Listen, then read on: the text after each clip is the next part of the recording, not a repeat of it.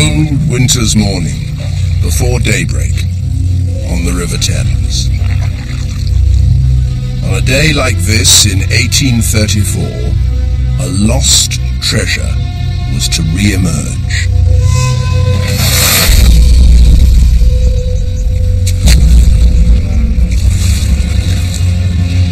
A gang of workers were starting another day on the banks of the Thames. It was dirty, unappealing work. Their job was to demolish the old London Bridge and clearing away all this sludge and muck. Filthy work at the best of times.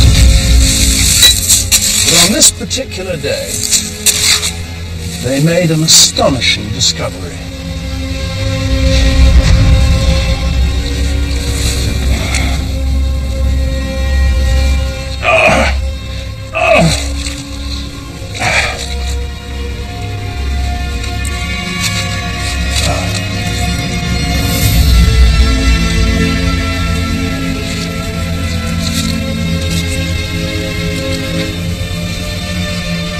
What they had discovered, to their amazement, was a bronze head of the Roman Emperor Hadrian, part of a great statue of the emperor. All its fine detail beautifully preserved. The hair, the eyebrows, the eyes, this great nose, and the chin. Part of a beautiful statue. And this is where our story begins.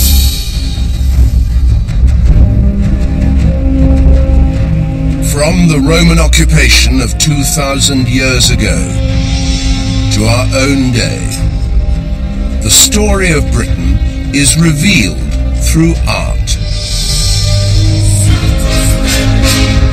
These are the greatest treasures of our nation, objects of beauty which give a glimpse into the British soul. Many treasures will be familiar, but others are hidden.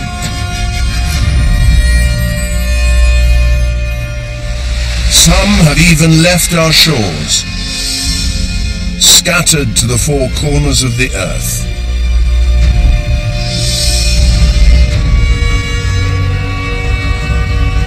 This is the story of the 7 ages of Britain.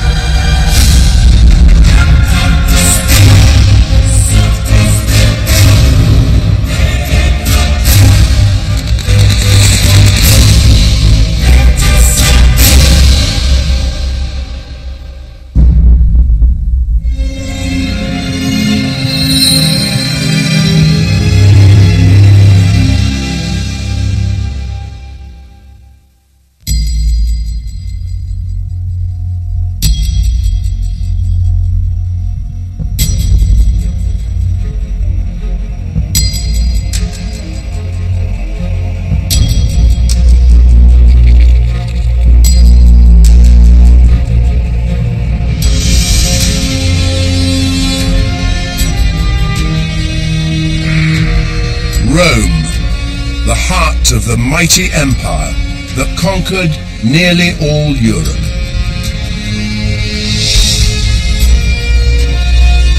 It was Rome that would bring order to the barbarian chaos of the British Isles.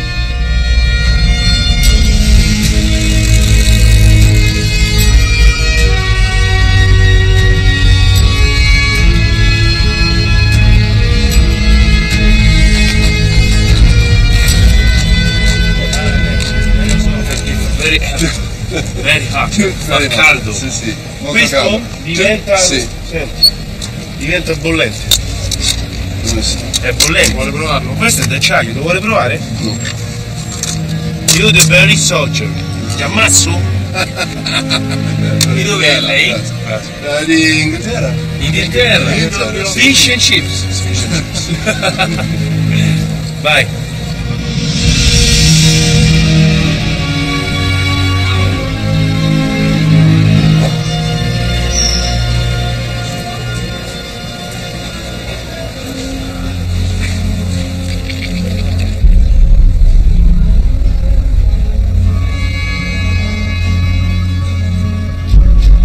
Romans first invaded Britain in 55 BC, but it will be another 90 years before there was a full-scale conquest under the Emperor Claudius.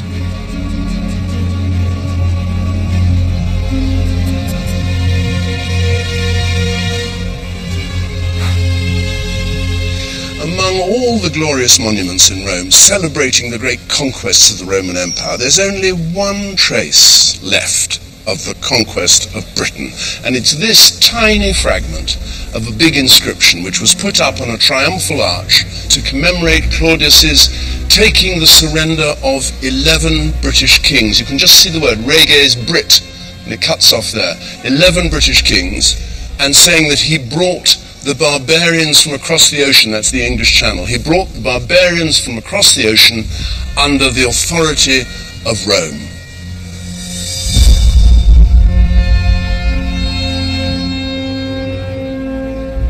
The Roman Empire was all about using power to impose order.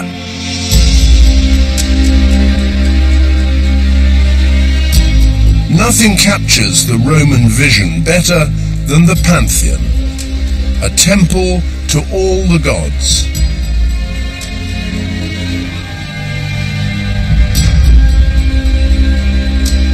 This is the finest example of Roman art still standing in the city.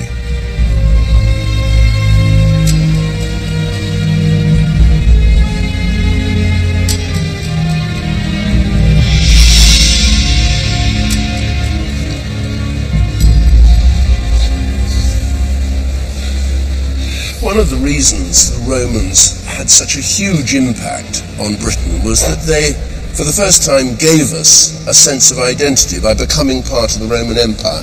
Every conquered territory had a female figure to represent it, and we had Britannia for Britain. And the coins of the 2nd century AD had this portrait of Britannia on one side. Some say she's in mourning after defeat at the hands of the Romans, some say she's at peace. But there it is, the enduring image of Britannia, which turns up, lo and behold, on our own 50p piece today. The Queen's head on one side, and on the other, Britannia. Rather different Britannia, this one. This is Britannia ruling the waves with her trident and her shield.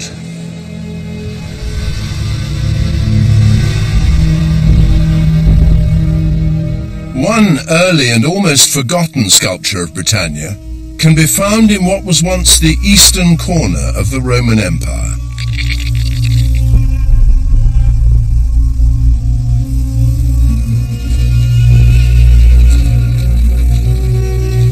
In the 1st century AD, the city of Aphrodisias was famous for the brilliance of its artists.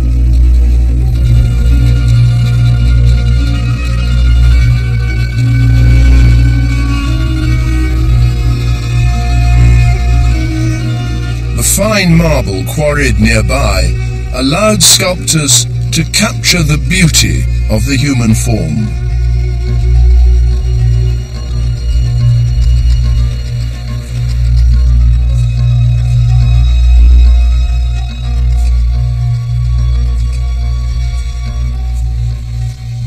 This is a stupendous collection of sculptures, all very lively, of Roman myths, of gods and goddesses. But the one I've come to see is this one over here. This is the story of how Rome conquered Britain, told here, hundreds of miles away from Britain, as a way of demonstrating to everybody that Rome ruled us and had defeated us. This is the figure of Britannia, and we know it because it says over on the right there in Greek letters, Britannia, and on this side, Tiberius Claudius Caesar, the Emperor Claudius. Britannia is shown in despair, perhaps pleading for her life, knowing she's about to be slaughtered, looking like a barbarian, her hair all straggling round, her face looking miserable, bare-breasted. He, on the other hand, the conqueror with his helmet, his right hand raised, there would have been a sword probably in the right hand, his left hand pulling her hair back as though to cut her throat. He's got his fist there on her hair, pulling it back. And important, his knee resting on her thigh, pinning her down to the ground. She's the victim, either about to be raped or to be killed. In any event, that is Britain defeated by Rome. So much for Britain's never, never shall be slaves. This is how Britannia began, under the heel of the Roman Empire.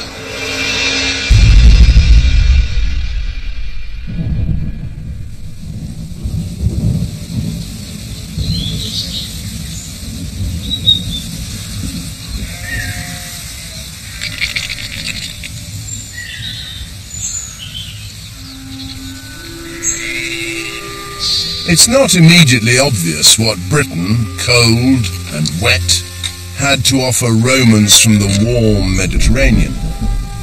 But one attraction was our buried treasure.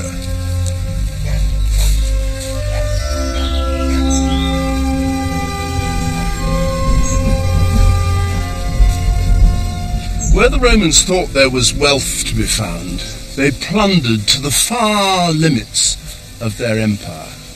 This is Dolaucothi in West Wales.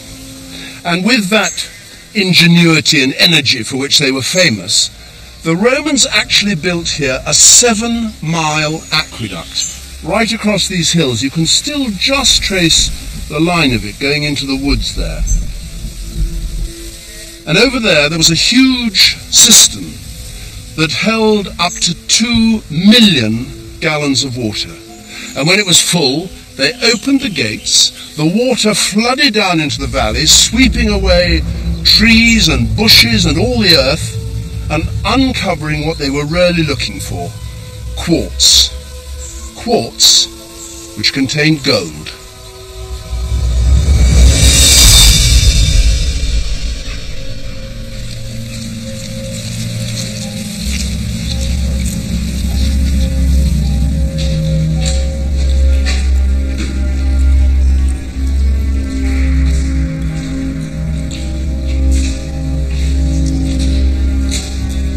Some of the old Roman mining tunnels remain deep under the hillside.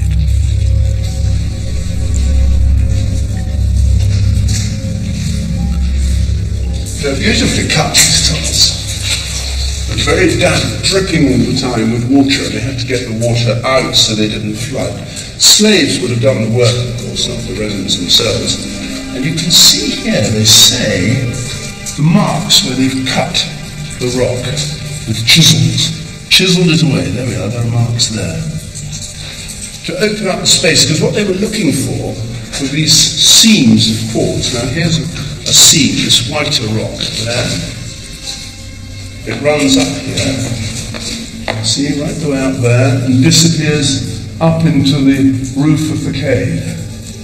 And the technique they used was very ingenious, very simple, which was to build fires. And here, on this bit of rock here, they say these are the scorch marks left by the fires that were built to extract the quartz. They built fires until it was really hot, and then suddenly dashed cold water onto it so that it burst, split open, and they could then take the quartz away. Dangerous work. I wouldn't want to do it.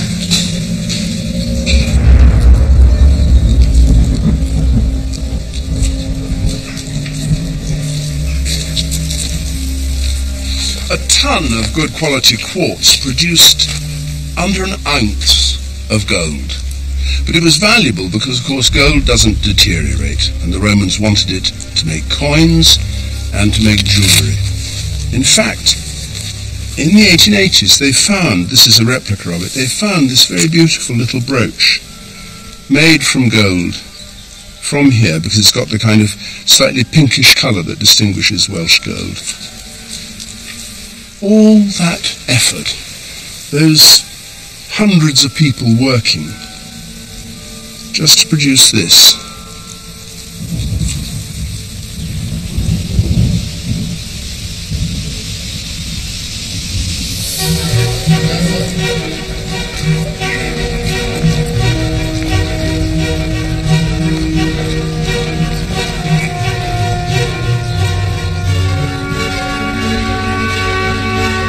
the centuries, hundreds of treasures from Roman Britain have been uncovered, and the best have ended up here.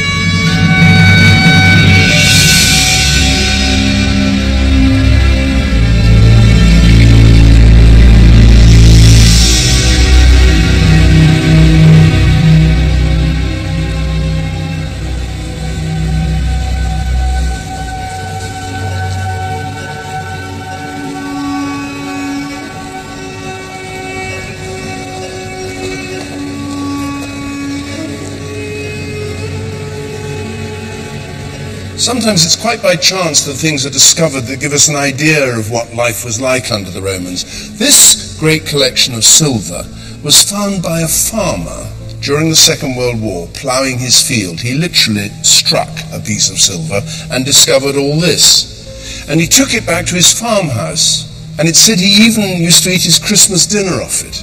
And it wasn't until just after the war that he finally revealed he had it, and it came here to the British Museum. And this is the great centerpiece of it all, the Oceanus dish, a wonderful celebration of life and pleasure and enjoyment and music.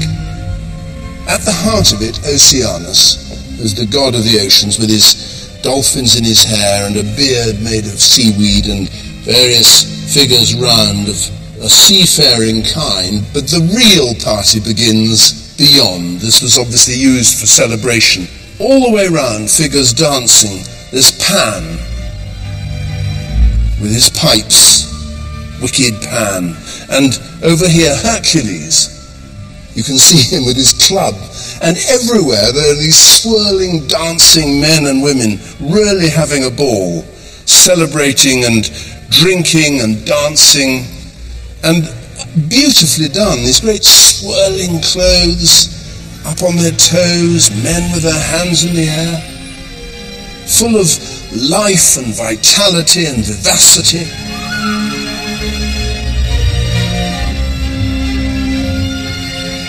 This is absolutely singing with life.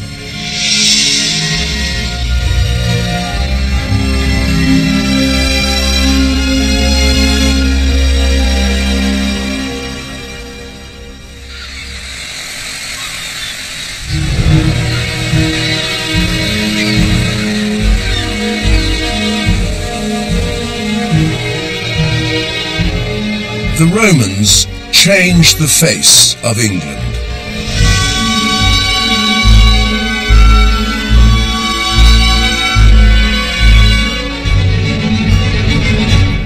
They introduced a way of life imported from Italy. Luxurious villas decorated with beautiful mosaics.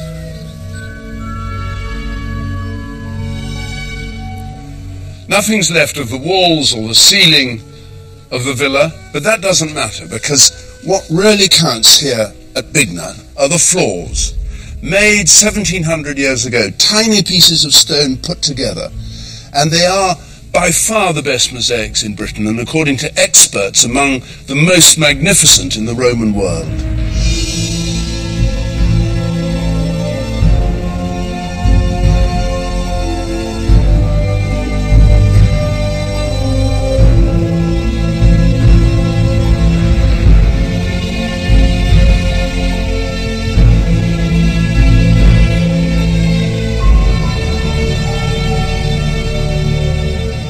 This scene is of gladiators fighting or practicing fighting with an umpire or a teacher, and they could have seen the real thing at the Roman city of Chichester. And if you look here, there's one gladiator who has the trident and the dagger, and the other with the sword and the shield.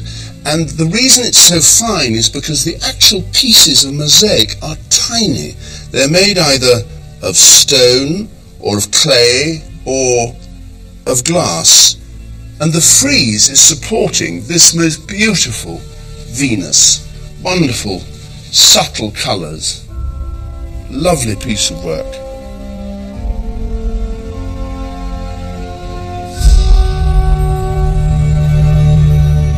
It's interesting that this villa wasn't lived in by Romans. It was lived in by British people, British farmers, rich, of course, prosperous people aping the habits of the conqueror.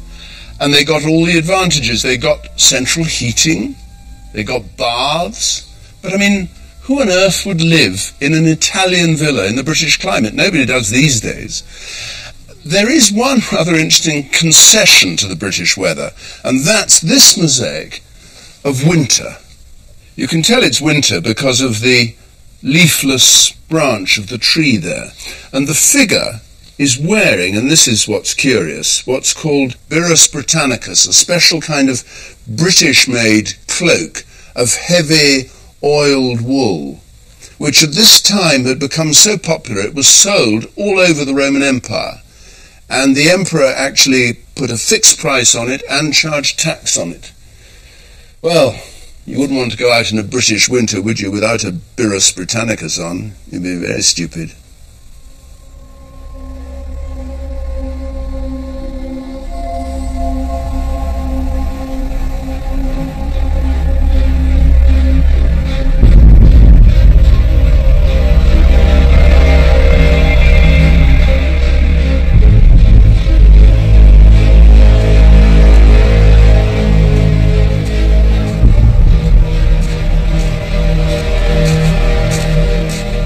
Start of the 5th century, the Roman Empire began to disintegrate. Britain found herself undefended, open to attack. And attacks came quickly, not just by one people, but by many.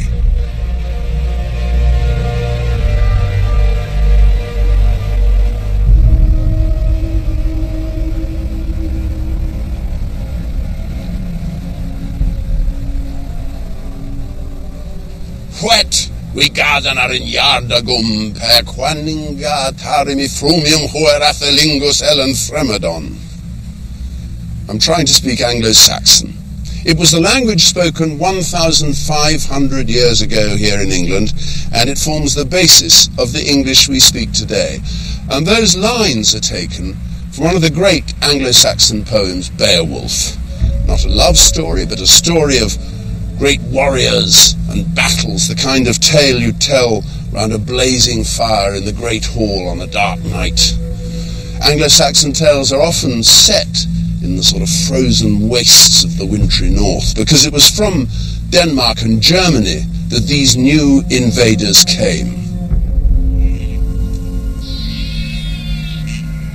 The Anglo-Saxons were the next powerful influence on our country after the Romans. They gave us our language and a kind of stubbornness of attitude, perhaps, which still forms part of our national character today.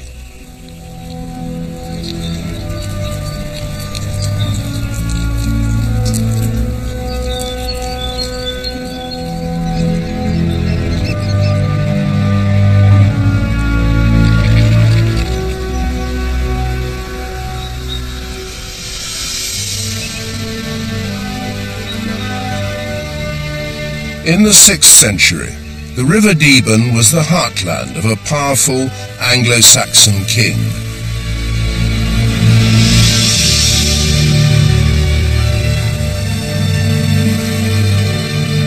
On his death, the fields of Sutton Hoo above the river were turned into his royal burial ground.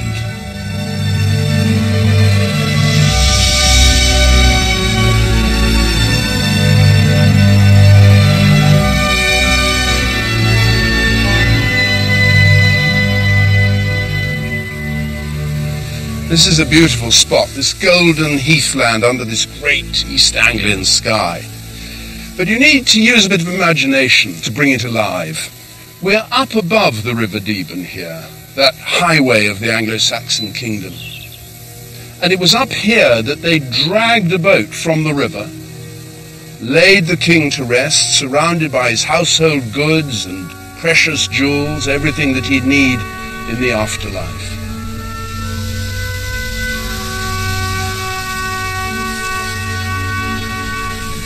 What a great place to bury a king.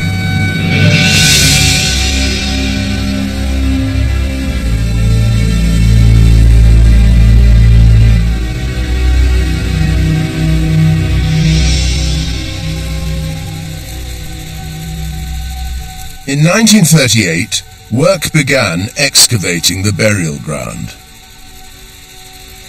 The finds were astonishing. Look at that. I mean, Beautiful. Extraordinary. Molly Bevan's family owned the land, and she was here during the dig. Even at 102, she remembers it well. It was absolutely amazing. You couldn't believe it, because it looked so huge. There were quite a lot of people, I don't know how many. I couldn't tell you now. Digging or brushing. In fact, I saw one fellow with a toothbrush doing something.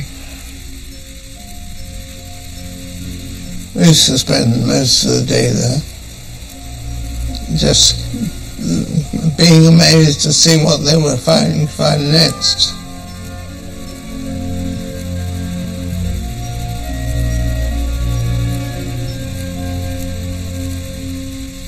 It looks rather crumpled there, doesn't it? It looks crumpled, yes. Did everything come up rather crumpled and dirty? Everything came up with mud all over them. So you never saw real gold, you saw... No, I never saw it until I went to the British Museum. Did they look good? They looked all right.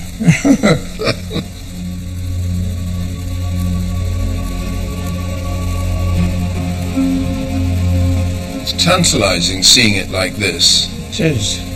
It's a funny business because this was all happening just as we were about to go to war, wasn't it? Yes, and it was 1939, and you know, war was talked of all the time.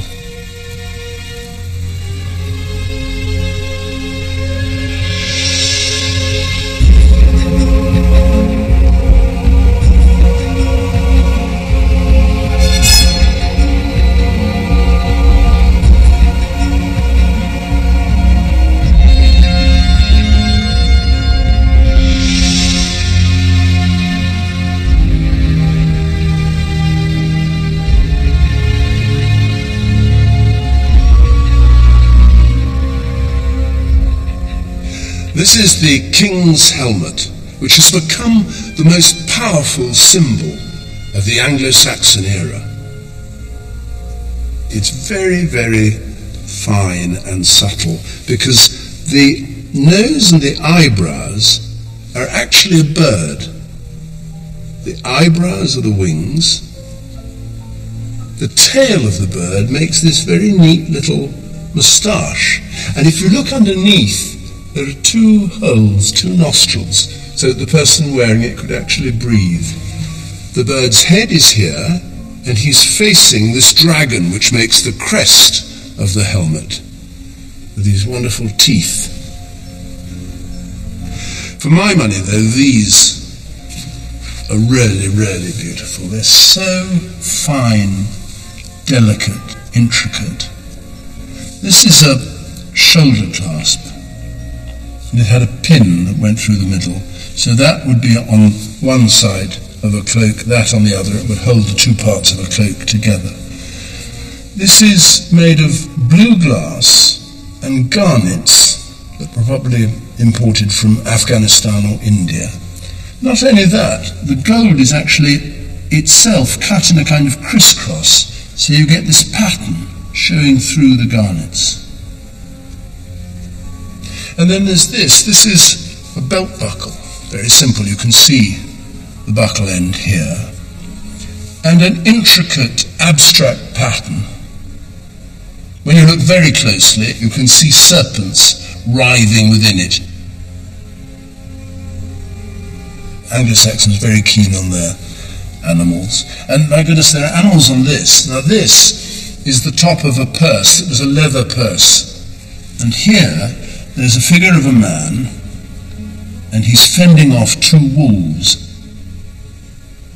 All three of them look as if they could have been made 100 years ago.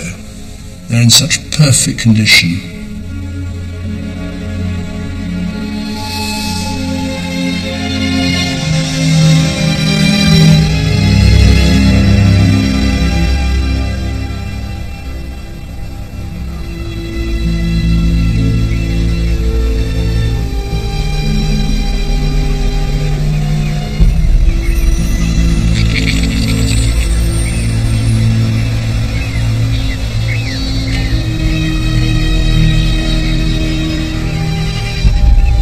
In the year 563, Christianity arrived in Britain.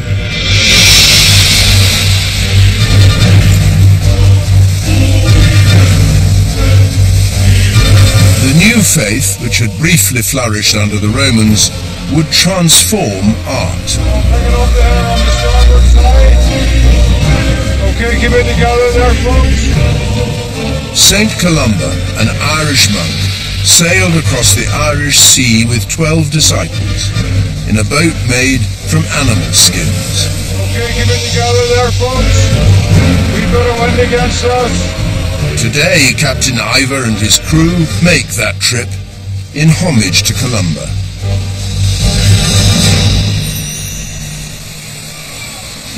How long would it have taken him, that journey across from Ireland? Well, it's 100 miles.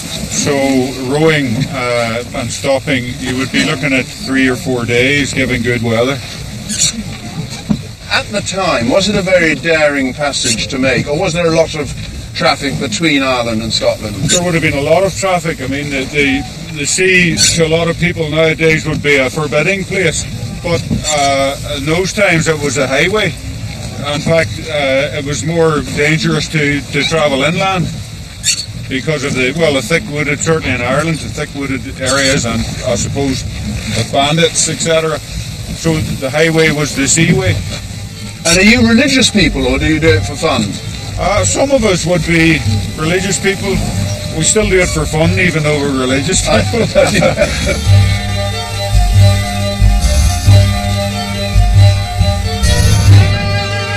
St. Columba and his monks chose to settle here, on the island of Iona.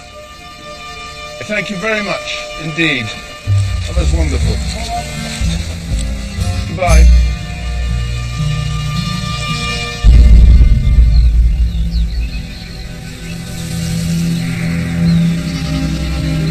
St. Columba was such a powerful inspiration that Christianity spread from here across Scotland and into northern England. And wherever it went, it's left behind this powerful symbol of the stone cross. This one is from the 8th century. Now, new religions often build on the old, and some say that this circle that is typical of the Celtic cross actually is sending a message out about the power of the sun, an old pagan message. Round the front, it's very, very faded, this. It's rather difficult to see, but then it is very, very old. In the top there, the Virgin and Child.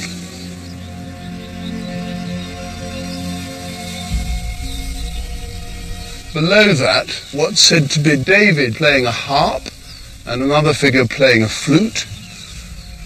4 more figures that nobody knows what they are, and then more decoration down here. But what's really moving, striking about crosses like this is that they were a focal point for the new religion. They stood often in wild places where there were no churches, no monasteries, just this cross standing as a place to pray, to worship, maybe to have sermons read. But wherever they went, they stood as symbols of the new religion.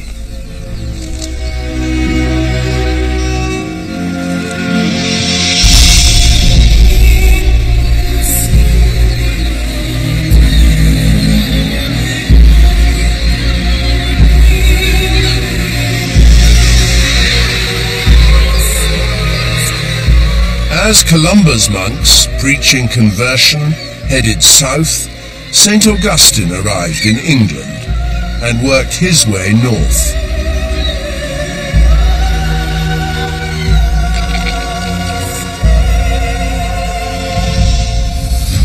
the two missions met in Northumbria, which would become a centre of monastic learning renowned throughout Europe.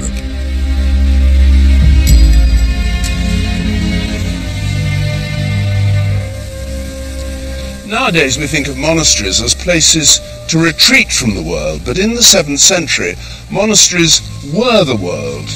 They were rich and powerful, they had a lot of land, they had political influence, they admittedly looked after the poor and were places to pray, but they were also centres of knowledge. They had libraries, books. This one, Wearmouth Jarrow, was among the most famous.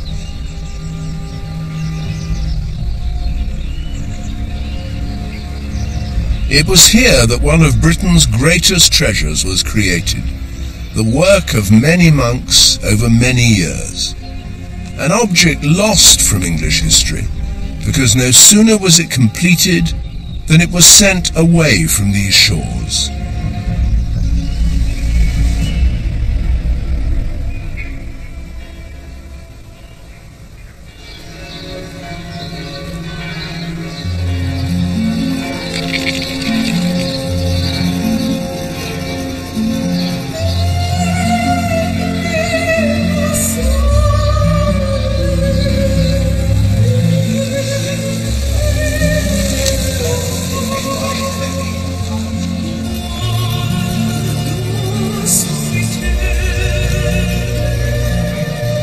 In AD 716, the abbot of Wearmouth Jarrow started on a journey to Italy to deliver in person a gift to the Pope in Rome.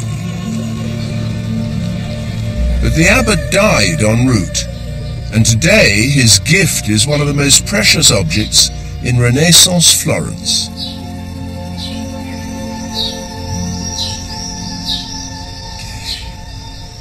Pesante. È pesante. Pesa. Quanti chilo è? 35 kg. Ok. Andiamo? Prego, va avanti lei. Ok. Paura qua. Andiamo.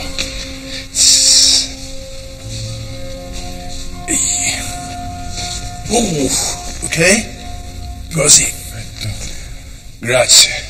Prego. Grazie mille. Grazie a lei. This is the oldest complete Bible in the world, and it was made in England by the monks of Wearmouth Jarrow. Cover's new, the thing is huge, almost a foot deep. It weighs 75 pounds, and if I can open it,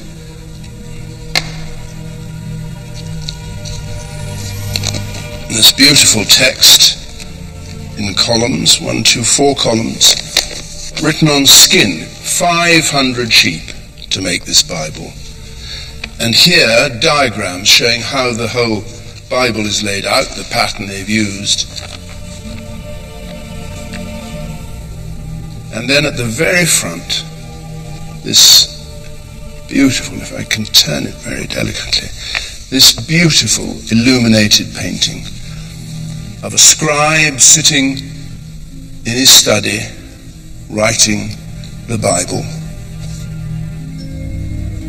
with books behind him, with his inkwell there, with a knife for making corrections, and the whole thing is most wonderfully painted. The colours are alive still. The pink of the books, the deep mahogany colour of the library cupboard, the shelves there. His robe in a red with green, the gold of the halo, all done by craftsmen in Northumberland. 700 or so pages later, you come towards the end of the Old Testament and arrive at the New Testament. And once again, this beautiful page illuminated of Christ in majesty, with 2 angels and with the evangelists, Matthew, Mark with the lion, Luke, and John. And the whole thing singing, coming out of the page as though it was freshly done yesterday. The lovely turquoise, the darker blue inside, the pattern around. The extraordinary thing is that for centuries they thought this work was done by Italian artists, that it was inconceivable it could have been done by English artists. But the experts are all now agreed that this is indeed English work. This is a fine example of Britain being part of Europe, part of the culture of Europe, 1,300 years ago.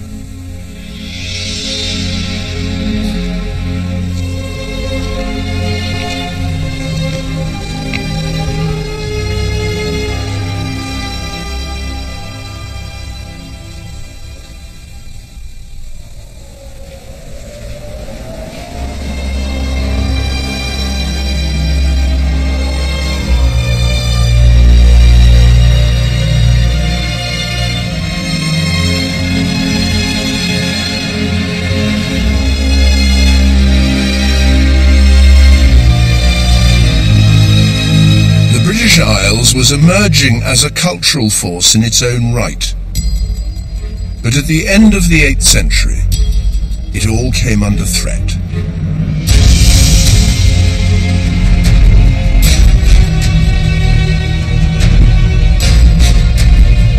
Nordic invaders, the Vikings, sailed across the North Sea to plunder Britain's riches.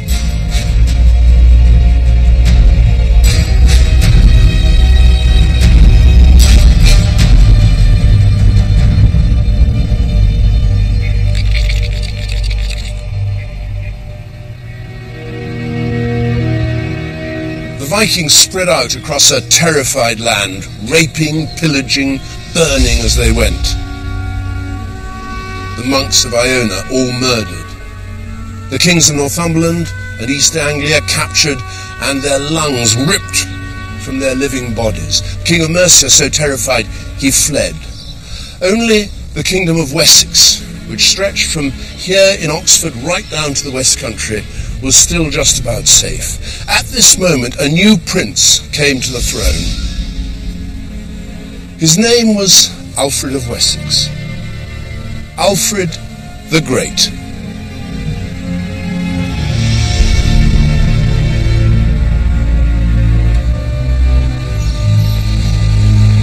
Inside the Ashmolean Museum, there's a tiny treasure that reveals Alfred's brilliance as a leader and the loyalty he inspired.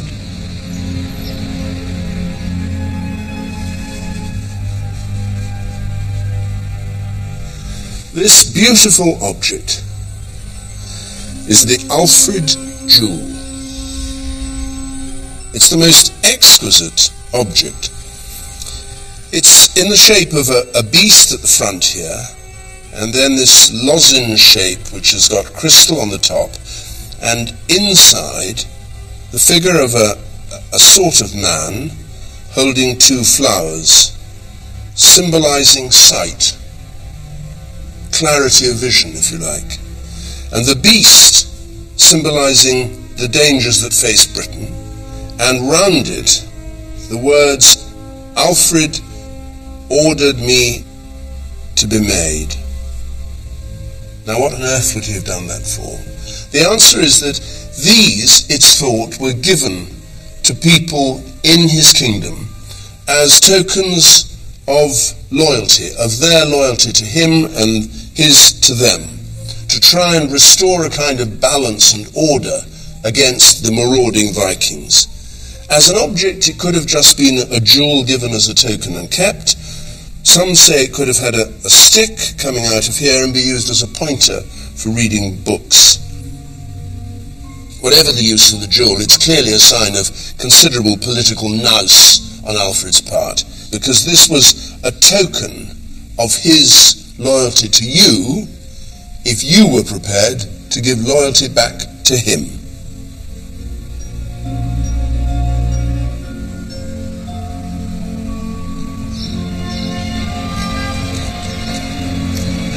Under Alfred's leadership, the Viking threat was contained. But peace could only be preserved if people were willing to learn from the past. Alfred may have saved his kingdom, but he was in despair about the sorry state into which it had fallen. He was particularly worried that learning had gone into complete decline. He said in the old days, people used to read Latin, they could understand the important books that, in his words, it was needful for people to know, and he was determined to do something about it, and he took radical action. We know all this because of this book. This is the oldest book in the English language, and it's a translation by Alfred himself of a book written by Pope Gregory called Pastoral Care. It's written in Old English, and actually it's incomprehensible except to the expert. I can't read even a word of it. It's a sort of tract about leadership. It explains how, if you're a leader, you should behave, how you should deal with problems, how you shouldn't become arrogant, how you should be humble, all those sort of things. He was very worried that people in the past had had wisdom and somehow it had got lost. He starts it, if I can just turn, I have to be very careful here, to this front page. He starts with this introduction, and what he's saying is, I want this distributed to all the bishops, and I want it read to the people. I want people to learn and understand.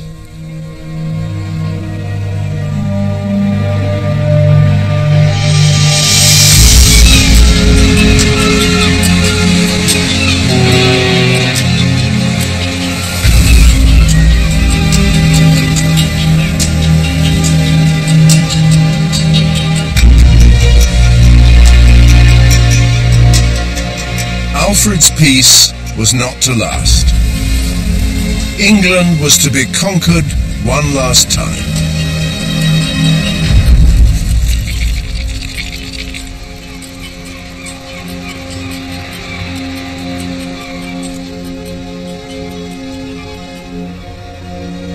Normandy was the domain of a powerful duke, William the Bastard, known to us today as William the Conqueror.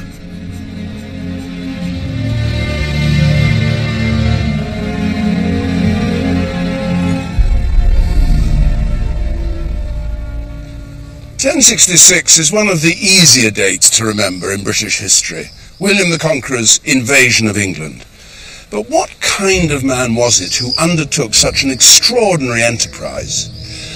He wasn't like Alfred the Great. He wasn't interested in literature, in fine jewellery. No, his passion is defined by something quite different.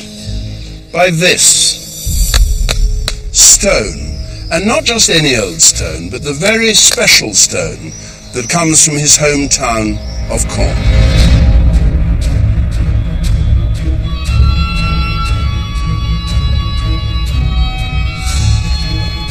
When the young William became Duke of Normandy, he set about rebuilding Caen.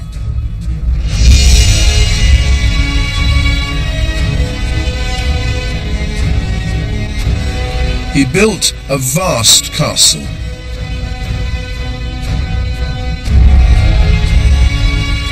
And he built churches and abbeys, all with the easy-to-cut cream-coloured stone of Caen.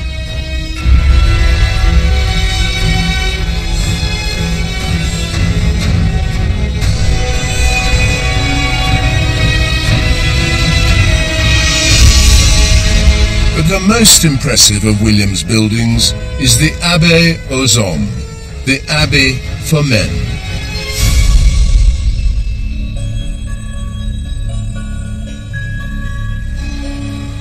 The style of this building is called Romanesque, literally like the architecture of ancient Rome, with its great monumental pillars.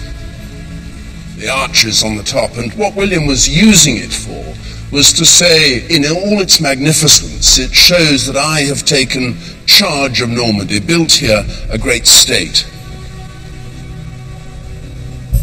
In the summer of the fateful year of 1066, this abbey had been consecrated, an abbot appointed here, freeing William to focus on what was to be the boldest enterprise of his reign. Perhaps we in England were a little bit distracted by attacks from across the North Sea to fully understand the meaning of buildings like this. If we had, we'd have had some inkling of what was about to hit us.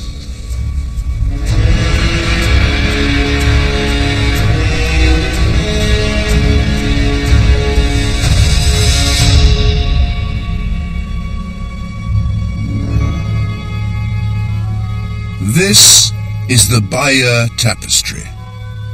It was commissioned to celebrate William's conquest of England, and it begins with the events that led up to it. The death of Edward the Confessor, King of England, and the succession of a new king, Harold.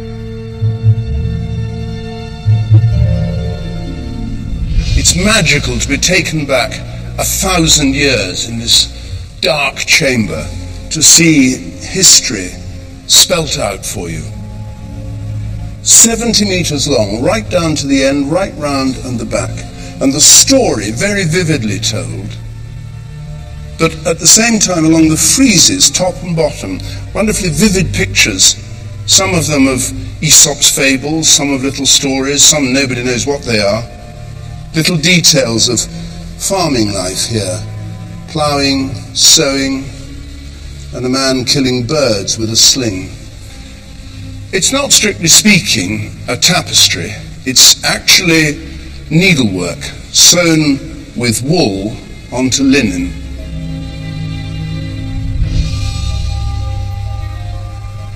I suppose the story that we know best begins with the death of Edward the Confessor and his burial in Westminster Abbey. Westminster Abbey here with the hand of God blessing it, and here Harold receiving the crown with his orb and his scepter, people looking on, and then spies come across and explain to William in Normandy what's happened in England, that Harold has seized the crown, and here he orders ships to be built for an invasion. So the first thing to cut down the trees and start building the ships, putting aboard suits of chainmail, needing 2 men to carry them, and spears, arrows, and the last stage is to get the horses on board these long ships. Very tricky, and they don't look particularly happy. The boats set sail. They cross over to Pevensey, land safely at Pevensey, go ashore, and then the real task begins. But first, the army has to be fed. There's a tureen there being boiled. They're sort of chicken kebabs, they look like. And here William feasting with his men. And then they're preparing for war. They build a castle of wood at Hastings. William's followers set light to some of the Anglo-Saxon houses, a woman leading her child away from her burning house. And then battle commences, quite slowly to start with the cavalry charging against Harold's forces. Heads chopped off, hands chopped off, and the battle rages all day long.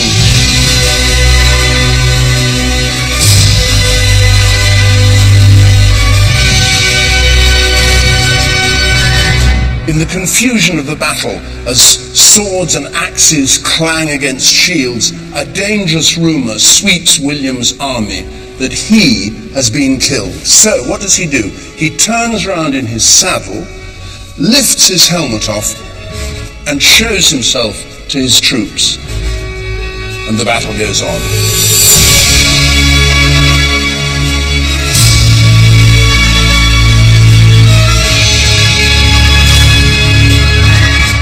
And then we come to the famous design of Harold with the arrow in his eye. Nobody quite knows whether that is what happened, and here, slaughtered.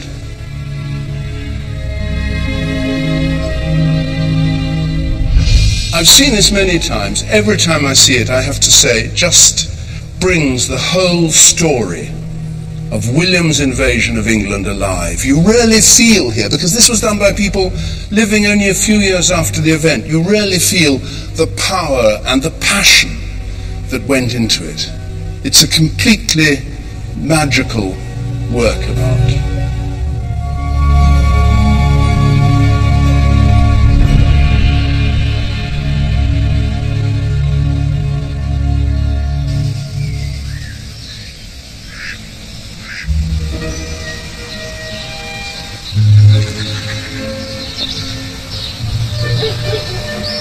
It used to be thought that the Bayeux tapestry was made by craftsmen from Normandy.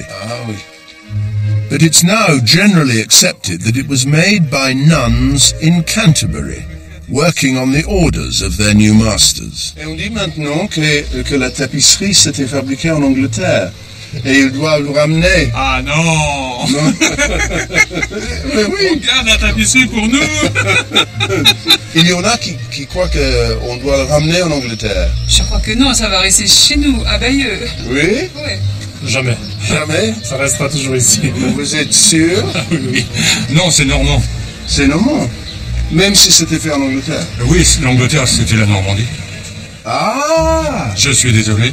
Je suis désolé pour vous. Et puis nous, pour le commerce, c'est meilleur en Normandie. Ah oui. Merci. Au revoir, merci.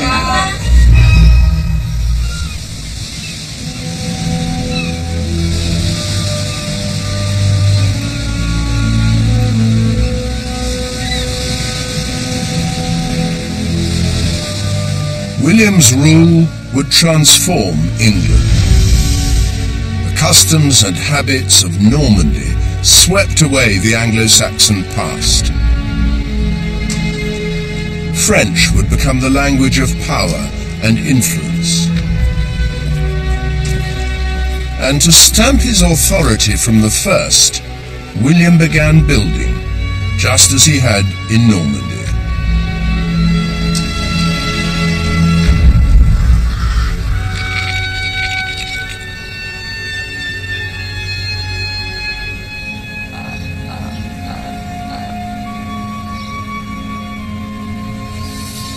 The White Tower in London.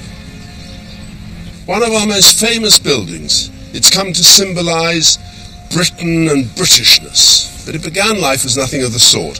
This was a symbol of Norman conquest, an astonishing building on a scale that hadn't been seen since the Roman conquest 1,000 years before.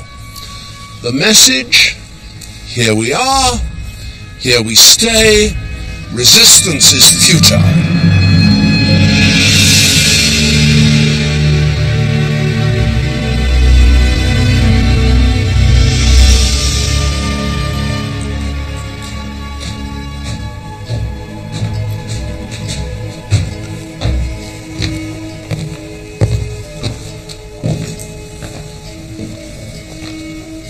This is William's Chapel at the heart of the tower. It's more like a prison keep than a church. But the interesting thing is the stone it's built of, which is used right through the tower, this white stone, easily carved, good for making these tops to the columns. This is William's favourite stone, brought from Caen in Normandy. It's not enough just to accept Norman nobility, Norman clergy, the French language. William was insisting we accepted his buildings too, and even the very materials they were made of.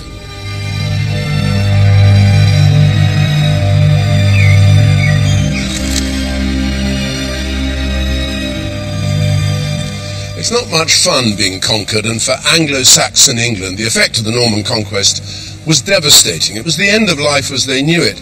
It wasn't just having to give up all their land, learn a different language, adopt a different style. It was that everything that went before was treated as inferior. And we know now that that wasn't true. We've seen 1,000 years of treasures, everything from helmets and shields to jewels and illuminated manuscripts. A time of ingenuity and originality and imagination. An era to celebrate.